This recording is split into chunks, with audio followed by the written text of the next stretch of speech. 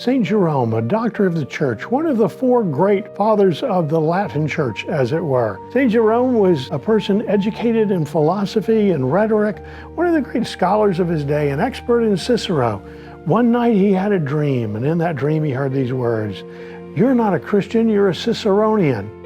And in that, he received a warning, a challenge for his life, to not spend his time in study of secular subjects without spending time studying the Scriptures.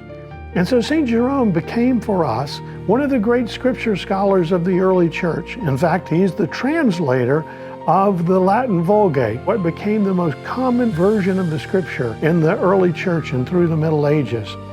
It happened that during Jerome's lifetime that there were a variety of Scripture, Gospel and Old Testaments being put together in different translations, and he wanted to do an original translation from the Hebrew. Learned Hebrew from a Jewish scholar, took off in the translation of the Old Testament.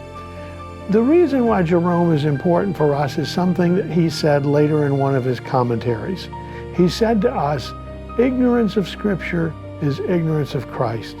And so, sisters and brothers, each of us in our lives should be spending time daily, weekly, however we can fit it into our lives, never to be far from Scripture and the opportunity to study, to read the books of the Old Testament, to read the books of the New Testament, to read a commentary on one of the Scriptures, to take the time to not be ignorant of Scripture, because if we are, the danger is we may indeed be ignorant of Christ.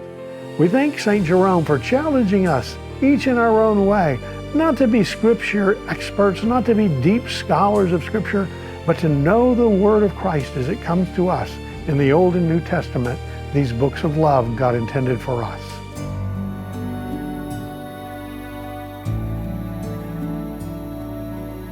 Please like, subscribe, and comment below. God bless you.